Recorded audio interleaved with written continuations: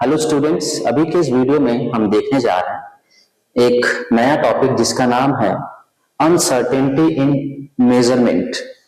ये चैप्टर के बारे में बताऊं तो ये चैप्टर आपका 11th क्लास का केमिस्ट्री का पहला चैप्टर है जिसका नाम है some basic concept of chemistry, या इसी को हम बोलते हैं मोल कॉन्सेप्ट। इसमें हम पहला बहुत इंपॉर्टेंट चीज है what is uncertainty in measurement. जैसे अगर मैं आपको बोलूं कि मान लो एक ऑब्जेक्ट है, एक ऑब्जेक्ट का जो मास है, ठीक है, mass of an object, suppose करो उसका मास है 200 किलोग्राम। अभी क्या समझाना जा रहा हूं तो समझाता हूं अच्छे से। 200 किलोग्राम, और इसी मास को हम बोल रहे हैं ये एक्चुअल मास है या एक्चुअल वैल्यू, या इसी को हम बोलते हैं true value. This is actual value और ट्रू वैल्यू। सपोज मैंने एक एक्सपेरिमेंट किया, मैंने 3 बच्चे बुलाए, ठीक है, एक स्टूडेंट ए, स्टूडेंट बी और स्टूडेंट सी। 3 बच्चों को मैंने बोला कि एक ऑब्जेक्ट है जिसका मुझे मास पता है, बाकी बच्चों को मैंने नहीं बताया कि इसका मास इतना है, और बोला कि लो तुम इस मास को मेजर करो, ठीक है। 3 स्टूडेंट हैं, एक है आपका स्टूडेंट ए, स्टूडेंट ए, दूसरा है आपका स्टूडेंट बी, और अगला है स्टूडेंट सी। इन तीनों ने क्या किया, इस मास को मेजर किया। अपना वेइंग मशीन था या तराजू था, उससे उन्होंने मेजर करना शुरू किया। स्टूडेंट ए ने कुछ जो डेटा बताया, एक बार मेजर करके आया तो उसने बोला सर इसका वेट है 198 ग्राम, 8 kg, सॉरी। फिर अच्छा, इसने पहले मेजर किया तो उसने बोला सर इसका वेट है 150 kg। सब रिपोर्ट करो मेरे को। पहली बार मेजर किया, रिपोर्ट किया सर 198 kg। फिर दूसरे ने मेजर किया, बोला 150 kg। तीसरे बोला सर इसका वेट मुझे मिल रहा है 100 kg। मैं सबकी बातें सुन रहा हूं, अभी किसी को रिप्लाई नहीं करूंगा कौन अच्छा है कौन खराब। फिर दोबारा मेजर किया, इसने बोला सर इसका मास है 199 kg। इसने बोला सर इसका मास है 200 kg, ठीक। इसने बोला सर इसका मास मुझे मिला 101 kg, ठीक। ये रिपोर्ट किया मेरे को। फिर क्या हुआ, इसने मास मेजर किया, इसने बोला सर इसका मास है 200 kg। इसने बोला सर इसका मास आ गया अभी मुझे 250 kg। और इस बच्चे ने बोला कि इसका मास आया सर 102 kg। पहले मैं आंसर देने से पहले आपसे पूछता हूं कि आप बताओ इन तीनों बच्चों में आप किसको ज्यादा अच्छे से मार्क्स दोगे, कौन सही है? अगर आपको मार्क्स देना हो तो कौन टॉप पे होगा, कौन बॉटम पे होगा? तो इसके लिए आप क्या बोलोगे, देखो ये 3 वैल्यू है, तीनों को अगर मेजर करें तो अगर इसका एवरेज निकालना है तो 3 डेटा है, अगर इसका हम एवरेज निकालेंगे तो ये 199 kg आएगा। तीनों को ऐड करके डिवाइड बाय 3 कर लेंगे। अगर इसका हम लोग एवरेज निकालें तो इसका एवरेज आएगा 200 kg, जो एग्जैक्ट जो ट्रू वैल्यू है उसी के आसपास है। इसका जो वेट आएगा ये आएगा 101 kg।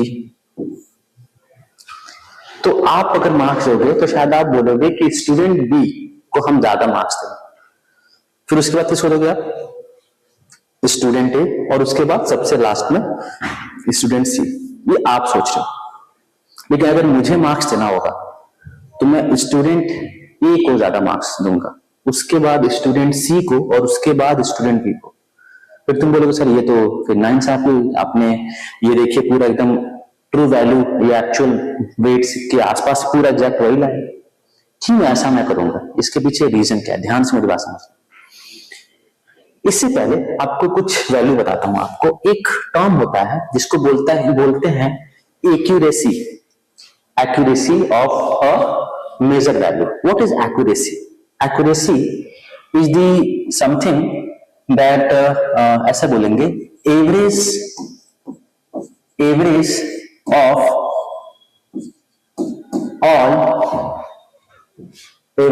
all value to the true value। मतलब ऐसे बोला जाए कि it is the average of all measured value to the true value. ठीक है, कि मतलब हमारा जो एवरेज हमने सबका दिया है वो ट्रू वैल्यू के आसपास कौन मैच कर रहा है, हम बोलोगे वो एक्यूरेट है, मतलब वो ज्यादा सही है। ठीक है, तो it is the average of all measured value to the true value. कितना आसपास है उसके, कितना दूर है। ठीक है, ये टर्म होता है एक्यूरेसी। अच्छा, दूसरा होता है एक precision, precise value. What is precision? Precision is the measurement of all value, जो भी जैसे हम एक ने मेजर किया 199 ग्राम केजी, वो ट्रू वैल्यू के कितना पास है। दूसरे ने मेजर किया 150 ग्राम 150 केजी, वो ट्रू वैल्यू कितना पास है। और एक ने मेजर किया आपका 100, तो वो ट्रू वैल्यू के आसपास कितना है, दैट इज प्रिसीजन। तो precision is measurement of all value near to true value. मतलब सारे वैल्यू जो हम मेजर कर रहे हैं कौन ट्रू वैल्यू के आसपास है। तो ये दो बातें में समझना है, एक्यूरेसी और दूसरा में समझना है प्रिसीजन। कौन एक्यूरेट है एक्चुअल वैल्यू से और कौन प्रिसाइज है अलग अलग डेटा से। ठीक है, तो अगर हम देखें तो हमें क्या समझ में आएगा कि इस बच्चे ने 3 बार मेजर किया और ऐसा पाया कि इसका 199 किलोग्राम, इसका 200, इसका 10। तो हम क्या देख रहे हैं कि अगर मुझे मार्क्स देना होगा तो मैं बोलूंगा कि स्टूडेंट ए सबसे ज्यादा होगा, इसको ज्यादा मार्क्स दूंगा। उसके बाद मैं दूंगा स्टूडेंट सी को, और उसके बाद मैं मार्क्स दूंगा स्टूडेंट ए को, बी को। इसके पीछे रीजन क्या है? रीजन बहुत सिंपल है। इसलिए सिंपल है क्योंकि हम क्या देख रहे हैं कि स्टूडेंट ए जो है, इस बी वाले ने एग्जैक्ट आपका ट्रू वैल्यू का एवरेज लाया है, लेकिन अगर इसका तुम डेटा देखोगे तो एक बार 150, कोई मिस्टेक कर सकता है तो कितना कर सकता है, एक मिस्टेक ना, अलाउड मिस्टेक। ठीक है, मिस्टेक इसने किया एक बार 150 और दूसरी बार 120, मतलब एक्चुअल वैल्यू से 50 कम है, और एक बार 200 और एक बार 250। तो मैं ऐसा भी बोल सकता हूँ कि शायद इसने चीटिंग किया, क्यों? क्योंकि उसको पता था कि 200 किलोग्राम है, तो उसी के पास लाकर वैल्यू खड़ा कर दी। ठीक है, तो इसको मैं सबसे खराब मार्क्स दूंगा। अच्छा, स्टूडेंट ए के पास आते हैं, इसने मेजर किया 3 बार, लेकिन सभी डेटा को अगर देखें तो 198 इज नियर टू 200 किलोग्राम जो पास में है। ये भी आपका 200 के पास में है और ये भी आपका 200 के पास में। इसने तो तुम बोलोगे बहुत बड़ी गलती करी, लेकिन मैं बोलूंगा कि देखो इसने गलती नहीं करी। शायद ऐसा हो सकता था जब वो वेट मेजर करने गया हो तो शायद जहां पे 200 किलोग्राम वाला वेट था, ठीक है, शायद वो गलती से 200 किलोग्राम वाले को वो 100 किलोग्राम वेट रख के मेजर किया, 200 नहीं रख के 100 ग्राम रखा, 100 किलोग्राम, और शायद आ भी गया क्योंकि एरर रहा होगा कुछ। तो इसके वैल्यू को आसानी से रेक्टिफाई किया जा सकता है। कैसे? हम समझ रहे हैं कि 100 के आसपास आ रहा है, मतलब इसने गलती क्या किया है 100 का, तो हम इसमें ऐड करके इसको सही कर सकते हैं, है ना, कि इसमें हम अगर 100 किलोग्राम ऐड कर दें तो ये सही हो जाएगा, इसमें कोई बड़ी गलती नहीं है। तो मतलब इसने ऐसा किया होगा कि थोड़ा सा वेइंग मशीन में गड़बड़ी रही होगी, या ऐसा हुआ होगा कि वो 100 किलोग्राम रखा होगा, वेट उसी के पास आया होगा। यही वजह है कि मैं बोलूंगा स्टूडेंट ए का मार्क्स ज्यादा है, उसके बाद सी। इसने क्या गलती किया है, इसके तीनों डेटा में देखोगे ये तीनों डेटा सारे प्रिसाइज हैं। प्रिसाइज मैंने बताया, what is precision? Precision is कि जो अलग अलग डेटा आ रहे हैं सब कितने पास में, इसको रेक्टिफाई किया जा सकता है उसमें फिक्स अमाउंट ऐड करके। ठीक, अच्छा, इसमें क्या है, इसके डेटा में क्या है, ये प्रिसीजन नहीं है क्योंकि डेटा में वेरिएशन बहुत ज्यादा है। इसके डेटा में तो सबसे अच्छा प्रिसीजन है। ठीक है, अब दूसरा बात करते हैं एक्यूरेट के बारे में। तो ये अपने एक्चुअल डेटा के एक्यूरेट में उसके पास में 198, 199, 200 सब उसके पास में। इसके बारे में देखें तो एक तो बहुत दूर हो गया, ये पास में लिखा और ये काफी दूर हो गया। अगर इसके एक को अगर हम हटा दें, अगर इसको हम ये हटा दें, ये वाला वैल्यू 200, तो हमने तो बहुत गड़बड़ी किया। मतलब एक बार 150, एक बार 250, मतलब 100 केजी का वो डिफरेंस आया। यहां पे अगर हम देखें तो बोलेंगे देखो ये सही थी, कि उसमें गड़बड़ी रहा होगा मशीन में, तो 100 किलोग्राम ऐड कर देते। तो अकॉर्डिंग टू मी कि स्टूडेंट ए का जो प्रिसीजन है और एक्यूरेसी है दोनों अच्छा है। अगर मैं बोलूंगा कि student A is highly accurate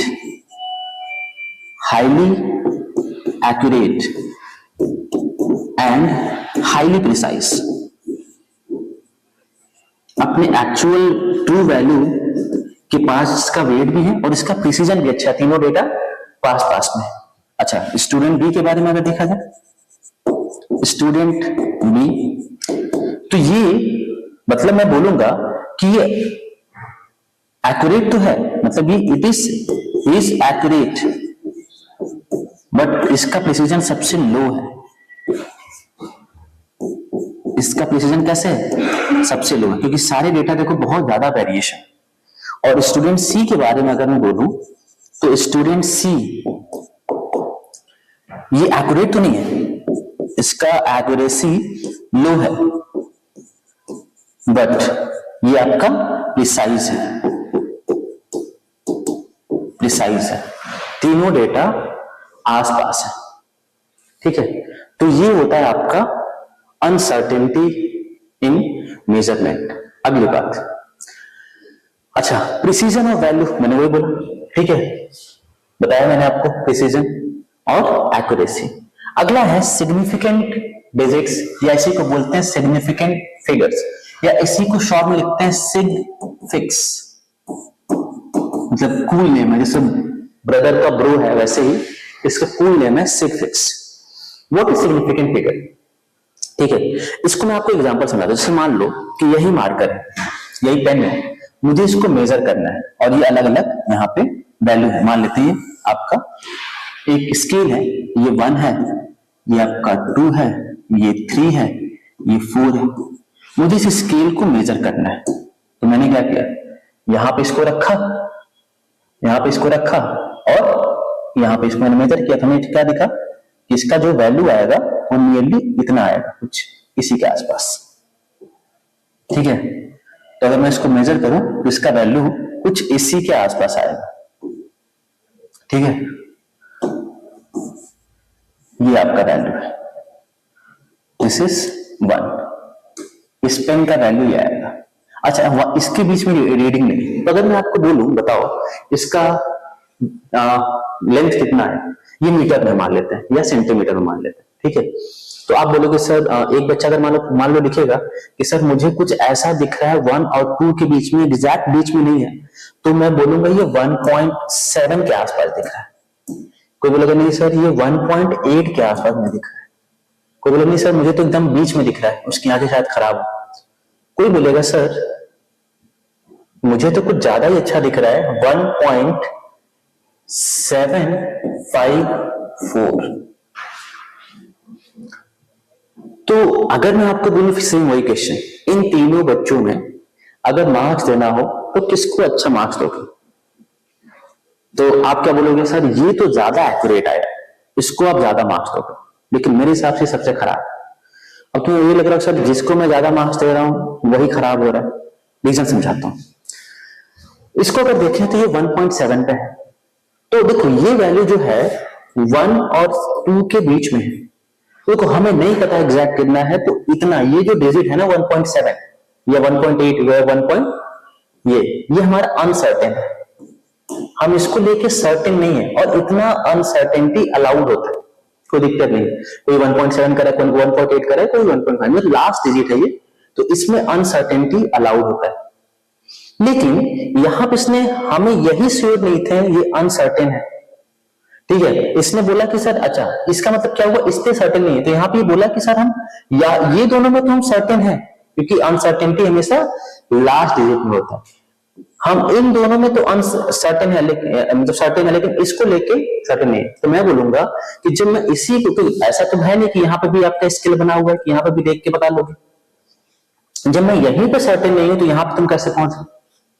ठीक है, तो जो आपका अनसर्टेन डिजिट है जिसको लेके हम अनसर्टेन है, उसके बाद का जो भी होता है वो हम बोलते हैं कि ये हमारा नॉन सिग्निफिकेंट है, इसका कोई वैल्यू नहीं है। और सही बात भी, जिसको लेके हम खुद सर्टेन नहीं है उसके बाद अगर हम कुछ लगाएं तो सर्टेन कैसे हो सकता है?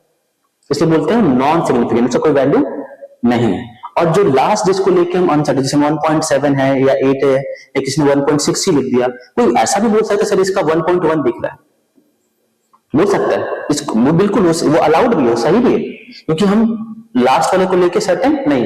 मैं बोल सकता हूं देखो तुमने मेजर तो किया, अच्छा किया तुमने मेजर किया, लेकिन तुम इतने अच्छे मेजरमेंट तुम्हारा खराब है, तुम्हें खुद दिख रहा है यार ये 1 और 2 की एग्जैक्ट बीच में, तो 1.5 से ज्यादा तुम्हारा 1.1 कैसे आएगा? उसको मार्क्स मिलेगा पूरा मार्क्स, लेकिन यहाँ पे वो गलत है।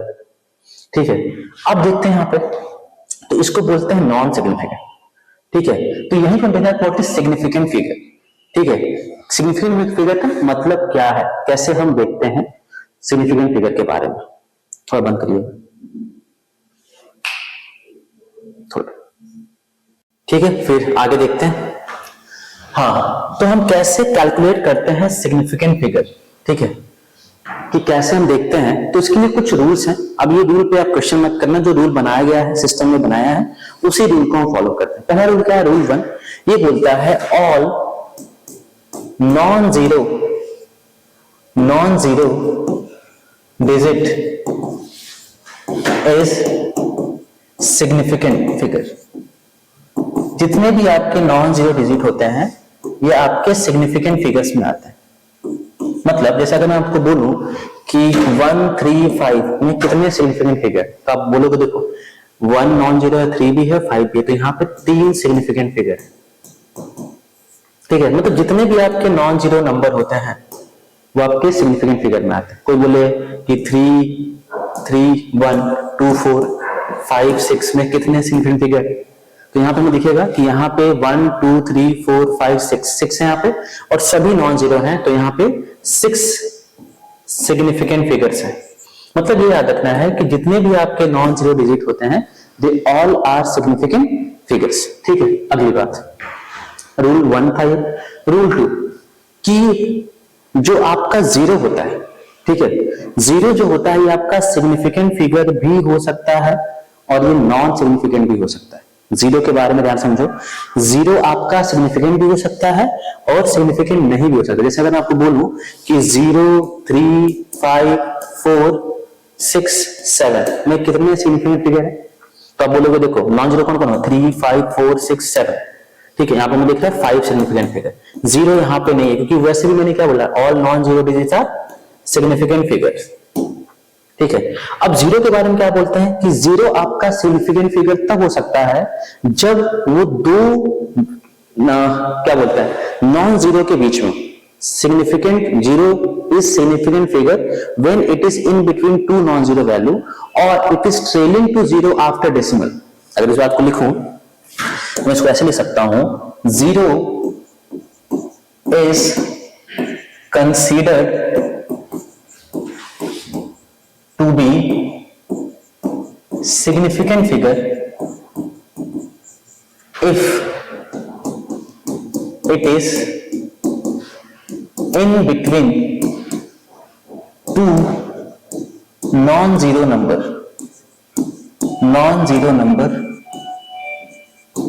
and it is trailing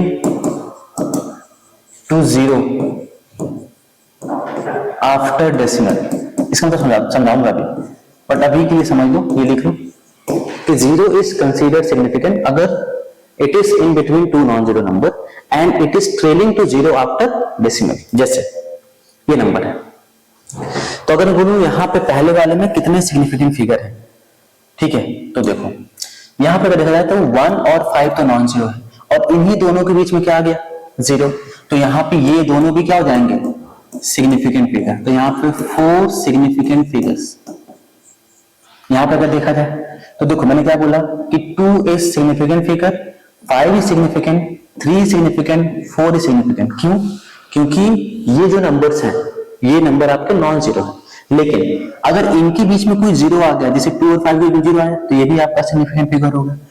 5 और 3 के बीच में दो जीरो आ गए तो ये भी आपके सिग्निफिकेंट फिगर हो जाएंगे। ये जीरो नहीं आया, क्यों? क्योंकि ये दो नंबर के बीच में भी नहीं है और डेसिमल के बाद भी नहीं है, और ये दोनों नंबर भी नहीं आएंगे। तो how many significant figures are there in this compound, this number 1 2 3 4 5 6 7। तो यहाँ पे 7 सिग्निफिकेंट फिगर होंगे। इसमें देखते हैं तो नॉन जीरो देखते हैं 1 2 3 4, ये सब तो होंगे ही होंगे। 1 और 1 के बीच में देखा जाए तो ये दोनों जीरो है, तो ये दोनों सिग्निफिकेंट हो गए। 1 और 2 के बीच में ये दोनों जीरो है, तो ये दोनों आपके क्या होंगे? सिग्निफिकेंट फिगर हो गए। हाँ, ये दोनों जीरो क्योंकि ये दो नंबर के बीच में नहीं, लास्ट में, और ये जीरो भी नहीं होगा। तो 1 2 3 4 5 6 7 8, यहाँ पे आपके 8 सिग्निफिकेंट फिगर्स होंगे। ठीक है, इसको देखते हैं। देखो इसने बोला है जो अगला टर्म है ना कि zero is considered significant, it is trailing to zero after decimal. मतलब अगर डेसिमल के बाद जीरो लगा है तो वो आपका सिग्निफिकेंट होगा। जैसे यहाँ पे ये सारे तो आपके सिग्निफिकेंट में आएंगे, ये भी आए, ठीक है, ये दो नंबर के बीच में, लेकिन जीरो के बाद अगर लगा है डेसिमल तो ये भी आपका सिग्निफिकेंट फिगर में आएगा। यही इसका मतलब था। तो यहाँ पे कितने सिग्निफिकेंट फिगर हैं? 1 2 3 4 5 6 7 8, यहाँ पे आपके 8 सिग्निफिकेंट फिगर। ठीक है, यहाँ पे अगर देखा जाए तो यहाँ पे अगर देखा जाए तो कितने सिग्निफिकेंट फिगर हैं यहाँ पे? पहला तो ये 1 2 3 4 5 दिख गया। ठीक है, और अगला मैंने बोला डेसिमल के बाद वाले जीरो, ये दोनों भी होंगे और ये वाला भी होगा। तो 1 2 3 4 5 6 7 8, यहाँ पे अभी आपके 8 सिग्निफिकेंट फिगर है। यहां पे अगर देखा जाए तो डेसिमल के बाद जो लगा तो ये तीनों तो सिग्निफिकेंट फिगर होंगे और ये तो होगा ही, और ये दोनों भी होंगे। तो कितने होगा? 3 + 3, यहाँ पे 6 सिग्निफिकेंट फिगर। अब इस पर क्वेश्चन नहीं करना, बस जो बोल रहा है उसको ध्यान रखना है कि ये बोलता है कि डेसिमल के बाद जितने भी जीरो लगे हैं वो ऑल आर सिग्निफिकेंट फिगर। ठीक है, तो जैसे ये सबको, अब अगला चीज ये आता है, नोट के बाद देखते हैं। जैसे अगर मैं आपको बोलूं कि क्या मैं 5.40, ठीक है, को मैं लिख सकता हूं 5.400, जब जीरो ही बढ़ाना है तो कितना बढ़ा दो, एक जीरो हम बढ़ा देते हैं, बढ़ा देते हैं। क्या इसको मैं ऐसे लिख सकता हूं, एक नंबर ऐसा? तो मेरा आंसर है नो। क्यों? क्योंकि अगर आप इसमें देखोगे तो इसमें कितने सिग्निफिकेंट फिगर है? 1 2 और जीरो लगा है डेसिमल के बाद, तो यहाँ पे 3 सिग्निफिकेंट फिगर है, 3 सिग्निफिकेंट फिगर। यहाँ पे अगर देखा जाए तो डेसिमल के बाद जो लगे हैं जीरो, यहाँ पे भी क्या हो गया? देखो 1 2 3 और ये 4 हो गए। इसीलिए हम इसको ऐसे नहीं लिख सकते क्योंकि यहाँ पे सिग्निफिकेंट फिगर 4 होगा। अब ऐसा इसका मतलब रियल मतलब क्या है? जैसे मैं इस 5.4 के बाद इसको लेके अनसर्टेन, जीरो को लेके अनसर्टेन, लास्ट जीरो होता है, क्या होता है? अनसर्टेन होता है। यहां पे बोलो कि इसको लेके तुम सर्टेन हो, लेकिन इसको लेके सर्टेन नहीं हो, इसको लेके आप अनसर्टेन हो, इसलिए मैं इसको ऐसे नहीं लिख सकता। अच्छा, अगला क्वेश्चन, अगर मैं बोलूं एक कमरे में 5 लोग हैं या 10 लोग हैं, ठीक है, एक कमरे में 5 लोग या 10 लोग हैं, ठीक है, तो यहां पे कितने सिग्निफिकेंट फिगर? ठीक है, तो कोई बोलेगा, अगर मैं बोलूं यार देख के लग रहा है एक ही सिग्निफिकेंट फिगर, बिल्कुल। तो ऐसा बोलते हैं कि जो, क्या मैं इसको ऐसे लिख सकता हूं? अगर किसी को लिखना है ऐसे 5.0 5.0000, कितना जीरो बढ़ा दो, तो बिल्कुल आप यहां पे, ये काउंटिंग नंबर है, ये 1 2 3 4 5 काउंटिंग नंबर है। तो इसमें ऐसा बोलते हैं कि यहां तुम बोलोगे यहाँ पे 2 सिग्निफिकेंट फिगर है, यहाँ पे 1 2 3 4 5 6, यहाँ पे 6 सिग्निफिकेंट फिगर है। ठीक है, तो आप ऐसे, यहाँ पे तो एक ही था, ठीक है, लेकिन यहाँ पे 2 हो गए, यहाँ पे 6 हो गए, इसको ऐसे लिख सकते हैं? बिल्कुल लिख सकते हैं। बताता हूं क्यों। क्योंकि जो काउंटिंग नंबर होते हैं जिनको हम काउंट करते हैं, मान लो किसी को मैंने बोला कि बताओ इस कमरे में 5 लोग हैं, ठीक है, मुझे पता था 5 लोग, काउंट करके बताओ कितना होगा, तो क्या कभी बोलेगा कि कमरे में आपका 5.5 लोग हैं, 5.5? हाँ, उसकी गिनती खराब है तो बोलेगा 5 की जगह 4 है, ठीक है, 5 की जगह 6 कर सकता है, लेकिन ये नहीं बोलेगा 5.5। तो जो काउंटिंग नंबर होते हैं वो श्योर है कि नंबर ही होगा। तो काउंटिंग नंबर जो होते हैं जैसे 5 हो गया, 10 हो गया, या ऐसे नंबर की जो डिफाइंड है कि जैसे पाई का ये वैल्यू है, या आपका स्पीड ऑफ लाइट का ये वैल्यू है, या ऐसे बोले कि एक सेंचुरी में आपका 100 रन है, तो ये सारे क्या होते हैं, इन सभी में आपका इनफाइनाइट सिग्निफिकेंट फिगर होता है। तो मैंने क्या बताया, समझने वाली बात क्या है कि जो आपके काउंटिंग नंबर है, जो आपके डिफाइंड वैल्यू है कि एक सेंचुरी में आपका 100 होता है, ठीक है, अब चाहे केजी ले लो, चाहे आपका रन ले लो, चाहे कुछ भी ले लो, या स्पीड ऑफ लाइट जो हो गया, या आपका पाई का वैल्यू जो डिफाइंड है, तो उन सब में आपके इनफाइनाइट सिग्निफिकेंट फिगर होता है। तो यही होता है आपका सिग्निफिकेंट फिगर, और आपका यही था आपका मेजरमेंट ऑफ कंपाउंड, मतलब किसी भी चीज को हम मेजर करते हैं। So with this we ended, thank you.